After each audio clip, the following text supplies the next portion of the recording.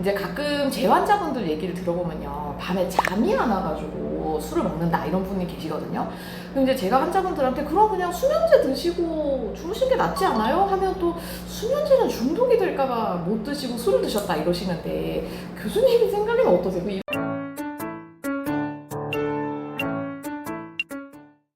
네, 여러분 안녕하세요. 간보는 의사원입니다. 오늘 제가 진짜 특별한 분을 어렵게 모셨는데요. 저희 병원 정신건강의학과의 윤현철 교수님이십니다.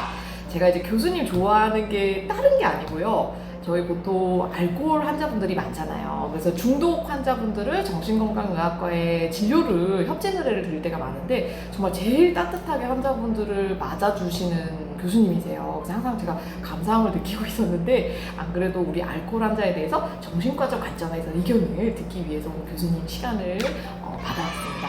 교수님 안녕하세요. 안녕하세요. 네, 교수님 사실 오늘 오전에도 제가 병동에서 저희 알코올 환자 때문에 경찰이 한번 떴었어요. 아, 그런가요?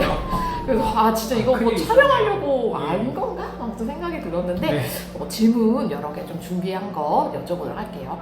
그 교수님 대부분 정신과 교수님들이 우리 알코올 환자분들을 의뢰를 할 때 썩 교수님들이 달가워하지 않는다는 느낌을 좀 받거든요. 네. 그러니까 이제 내과 입장에서는 정신과 선생님인데 그 좀 힘들긴 하신가 보다 생각은 드는데 네. 이게 실제로 정신과 의사 선생님들이 알코올 환자를 싫어하시는 건가요? 아니면 제가 그렇게 느끼는 건가요? 의사와 환자를 싫어하면 안 되죠. 네. 그렇기 때문에 그렇죠. 이제 알코올 환자분들이요. 네네. 어렵습니다. 이제 의사는 환자를 치료하고 싶잖아요. 네네네네. 그리고 이런 거에 막 좋아져가지고 음. 이게 덕분에 좋아지고 잠도 잘 자고 맞아요. 우울한 것도 맞아요. 좋아지고 살만합니다 얘기 듣고 싶은데 맞아. 알코올뿐만 아니라 중독 네. 전체에서 다 그렇지만은 이게 장기전이에요. 그리고 쉽게 좋아지지가 않아요. 그리고 원래 알코올 환자분이 오셨을 때 주량을 100% 믿을 수가 없어요. 얘기하시는 줄여서 거 얘기하시죠. 당연히 줄여서 네, 얘기하십니다. 일주일에 서먹고 소주 2병이라고 얘기하면 저는 보통 어떻게 생각하냐면 매일 소주 한 4-5병 드시나 보다. 아니 그 정도로 줄이세요? 네. 네. 하루에 한 병씩 먹는다 그러면 한 2-3병이나 네. 아침에 한 병, 저녁에 한 병 아닐까 이렇게 생각할 정도로 조금 그런 부분도 있고 그리고 또 하나는 추적 관찰이라고 하죠. 팔로우 이제 추적 관찰가 이정주 교수님께서 이제 간질 환자분을 보시면 네네. 검사를 다 합니다. 네네. 검사를 다 하고 이제 네. 술 드시면 더 이상 술 드시면 안 되고 네네. 간이 좀 이 정도 상황이고 6개월에 다시 오실 테니까 그동안은 술을 끊으시고 네네. 약 잘 드시고 네. 그리고 정신건강과 치료 같이 받으시면 네네. 좋겠습니다 하고 그럼 그 6개월은 제가 이제 네. 해야 되는 건데 그 6개월 동안에 이분은 다 알고 있거든요. 네. 술을 마시면 안 된다는 거 알고 네. 있고 욕을 잔뜩 먹었어요 지금. 네. 이 병원에서 욕 먹고 집에서도 욕 먹었고 그쵸. 네. 그러니까 병원 가기 싫어. 아. 가기가 싫고 보기도 싫고 근데 가기는 가야 될 것 같고 네. 정신과에서는 그 환자분을 그래도 어떻게든 이제 같이 오시고 저한테 오는 게 기분이 나쁘지 않게 장기로 가기 때문에 그래서 좀 어렵다라고 많이 느낍니다. 한 가지 예를 들면 병원마다 시스템이 다르지만 정신과 트레이닝 할 때 네. 연차별로 환자를 배정한 병원들이 있거든요. 네. 이제 그런 경우에는 알코올 환자분들이 고년차에 배정이 돼요. 어렵군요. 네, 어렵습니다. 전연차는 못 보는. 네. 알코올 및 중독 질환은 네. 거의 3-4년차로 올라가고 전연차에서는 2년차나 뭐 볼까 말까 뭐 1년차는 거의 안 주고 이런 병원들이 굉장히 많을 정도로 오히려 좀 어렵고 저번에 한번 제 환자분은 정신과 가셔서 그렇게 욕을 하셨대요. 교수님한테 내가 왜 정신과로 와야 되냐고. 네. 그래서 교수님 한번 놀래서 전화 오신 적이 있는데, 네, 교수님 이제 두 번째는 이제 가끔 제 환자분들 얘기를 들어보면요, 밤에 잠이 안 와가지고 술을 먹는다 이런 분이 계시거든요. 근데 제가 환자분들한테 그럼 그냥 수면제 드시고 주무신 게 낫지 않아요? 하면 또 수면제는 중독이 될까봐 못 드시고 술을 드셨다 이러시는데 교수님 생각에는 어떠세요? 이럴 때 그냥 수면제 먹는 게 낫지 않나요? 예, 당연히 무조건 수면제죠. 왜냐면 네. 알코올은 이미 중독이 됐잖아요. 알코올은 이미 중독이 됐고 실제로 이 경우에 수면제나 안정제 같은 것도 그런 약들을 이제 처방을 하면 네. 약을 안 먹고 술을 드시죠. 의존성 측면에서 그러면은 꼭 뭐 수면제 더 중독이 잘 되냐라고 보기도 어렵죠. 수면제 평생 드신다고 해서 뭐 간이 잘못되거나 뭐 뇌가 잘못되거나 한 경우가 그렇게 많지는 않죠. 네. 간은 거의 상한 거 본 적은 없는 것 그렇죠. 같아요. 알코올은 네. 명확하게 건강에 나쁜 영향을 끼치기 때문에 당연히 수면제를 바꾸는 게 좋지만 수면제를 처방하면 수면제를 안 드시고 대부분은 그죠. 수면제를 드려도 다시 술을 먹고 오시죠. 교수님 근데 왜 이렇게 수면제 중독된다고 믿으시는 분들이 많은 거예요? 예를 들어서 스텔록스 있잖아요. 졸피뎀. 네, 졸피뎀. 졸피뎀이 지금 가장 유명한데요. 네. 졸피뎀이 실제로 정신과 교과서를 보면 그렇게 의존성 높지가 않거든요. 예, 높지가 않은데 그게 이제 그러다 보니까 너무 많이 풀리고 네. 또 너무 대량으로 먹기 구하기 쉽다 보니까 막 이것저것 엄청 먹고 제가 전공일 때 하루 80 받거든요. 하루 80알? 뭐 그렇게 조피디는 80알 먹어요? 예. 지금은 그런 것들 처방이 많이 막혀가지고 힘든데 네.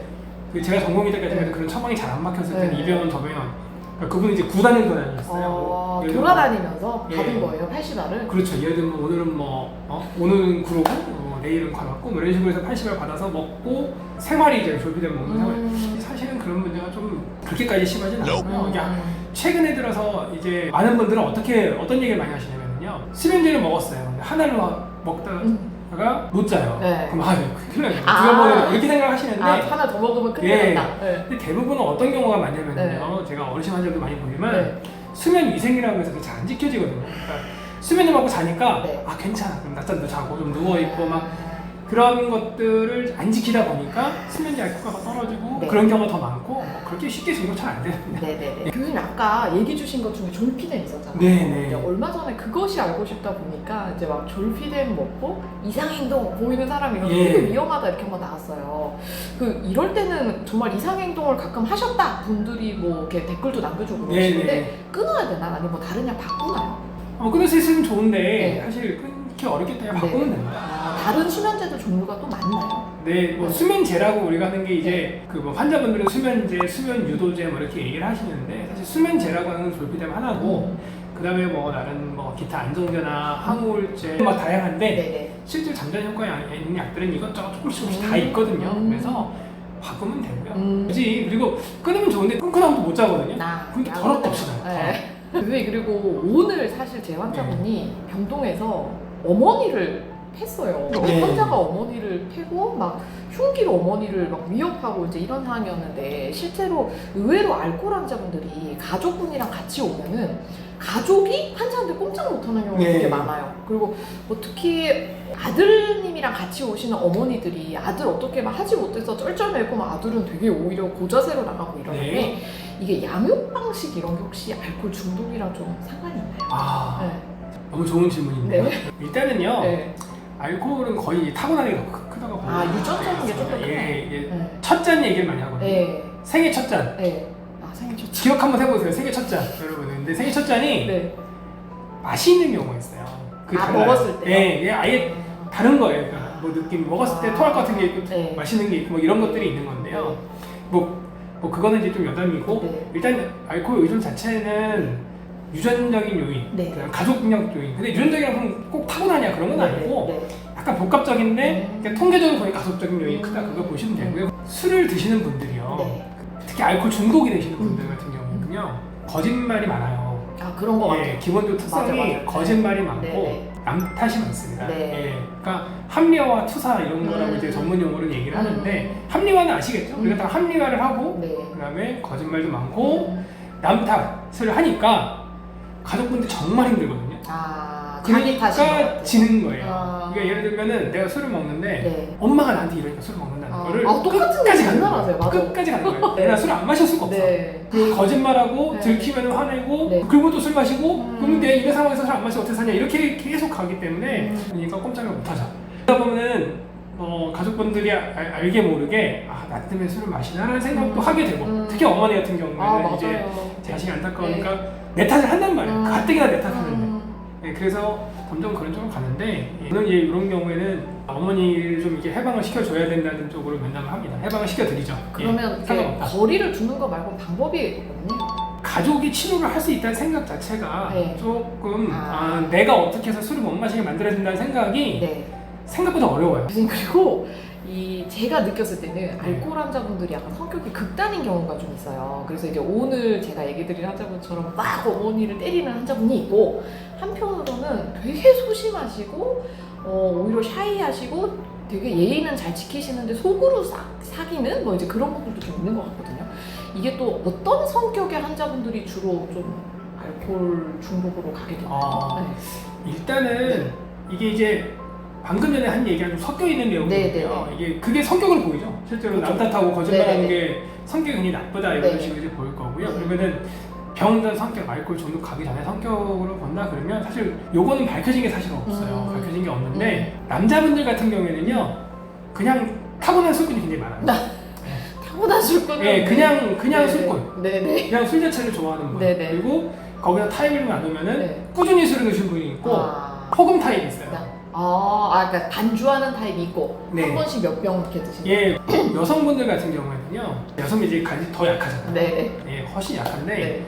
여성분들 같은 경우에는 이제 감정적으로 조금 더 감정과 관련된 경우가 많아요. 이제 우울증으로 인한 술, 뭐 다른 뭐 관계에 대한 문제로 인한 술, 뭐 이런 것들 많고요. 그래서 사실 여성분들이 치료가 훨씬 더 잘 돼요. 오히려? 예, 왜냐면 여자분들 잘 되는군요. 그런 부분들은요. 네. 좋아지면 좋아지거든요.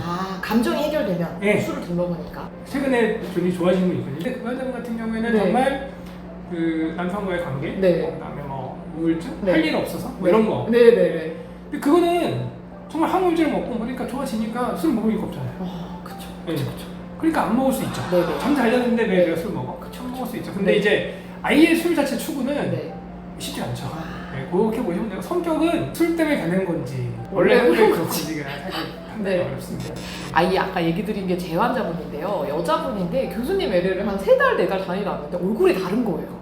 뽀샤시해지면서 정말 되게 편안해 보이시는 타입이 돼서 교수님 소개시켜줘서 너무 감사하다고 환자랑 그 어머니랑 오셔가지고 저한테 그래요? 네, 교수님 찬양하는 분이 있습니다.